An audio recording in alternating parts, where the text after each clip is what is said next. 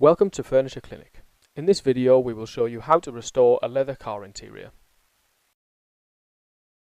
To demonstrate the restoration process, we will be using this car seat, which as can be seen has suffered some light wear and colour loss. As this seat has sustained relatively minor wear with little or no structural damage to the leather, the only products needed for this restoration are the leather colouring kit and the leather binder. The first step in any restoration is to properly prepare the leather, removing any sealants or coatings from the surface. In order to do this, take the abrasive pad, cotton buds and leather prep included in the colouring kit. Place the cotton buds along the centre of the abrasive pad and pour a small amount of leather prep onto the buds as shown. Use this to apply the prep to the entire surface of the leather being restored, rubbing with the pad to remove as much of the finish as possible from the leather. When the colour begins to transfer onto the pad, this is an indication that any finish or sealants have been removed and the leather is sufficiently prepped. It is very important at this stage that you pay extra attention to any creases or folds in the leather, removing as much of the finish as possible. If you are recolouring vinyl, simply add the leather prep to a cotton cloth and wipe the area down, as abrasive pads may cause damage. Please note that the extent of the colour being removed by the leather prep will vary with the age and condition of the leather. Once the area being restored has been sufficiently prepped, it is important to clean it to remove any residual contaminants or dirt. For this we use the alcohol cleaner and the cotton cloth included in the colouring kit. Simply add the alcohol cleaner to the cloth as shown and wipe the area down thoroughly, again making sure that the whole area, including creases and folds, are treated. After cleaning, take the leather binder, add a small amount to a sponge and apply to the entire area. This soaks into the fibres, binding them together and strengthening the leather.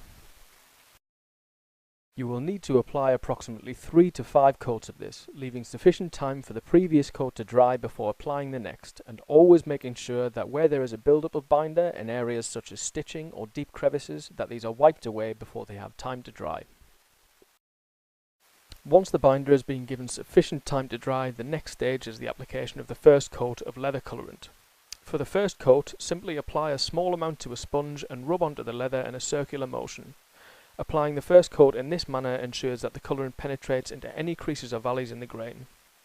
Apply the colorant to the entire area and allow to dry.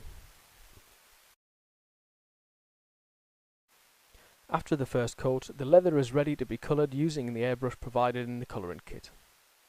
Hard to reach areas such as stitching should be coloured first to ensure they are adequately covered.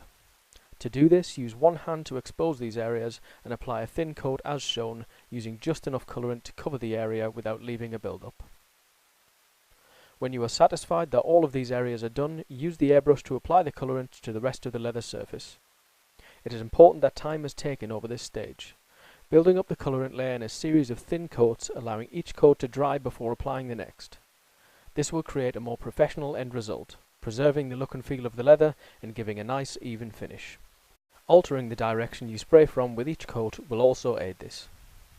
There are no hard and fast rules on how many coats are required. You should simply use enough to completely cover the surface of the leather.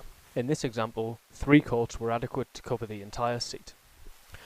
Once the leather colourant has been applied, the final step is to seal the colourant and provide the required finish. Using the airbrush, apply 2 coats of the glossy super seal, even if you are going for a matte or satin look, as this forms the basis for a stronger, more robust finish. When the super seal has been applied and allowed to dry, you can apply the remaining matte, satin or gloss finish again using 2 coats to give the desired effect. To complete this example, we use this stylish satin finish.